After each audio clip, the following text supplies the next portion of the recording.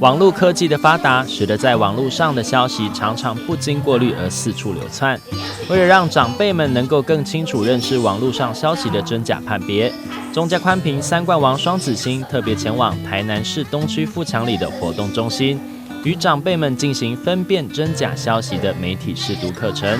让长辈们可以在不与时代脱节的情况下，保有基本对真伪讯息的判别能力。当天也前往现场进行卫教活动的新楼医院社区健康中心副主任温小杰，也认为媒体识读在现代社会真的非常重要。现在的网络资讯很发达，所以其实很多长者他们会在网络上面，不管是在网络或是那个报章杂志上面，都会看到很多一些报道，不管是健康的或是一些其他的部分。那很多长者他可能会觉得不晓得这到底是真的还是假的，所以我们其实跟双子星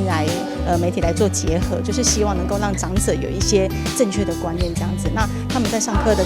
课程里面也会带到说，哪一些是假讯息，哪些是真讯息。其实课堂讲师许曼珍准备了完整的 PPT， 搭配着活泼的互动式教学，并与长辈们用有奖征答的方式，让大家都可以一起融入课程，并在课程中不断地强调接收消息或者是转传消息前务必再三确认消息的真实性。今天很感谢那个三冠王跟那个双子星，因为来到社区讲到媒体的那个一些信息，也让长辈他们知道更多的是真的是假的信息，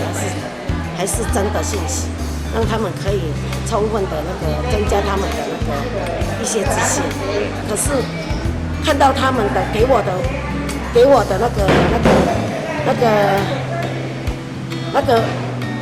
身心，给我的回馈就是身心灵，我觉得他们好像都提升了，都很开心很快乐。来到社区，我就觉得他们都很开心很快乐。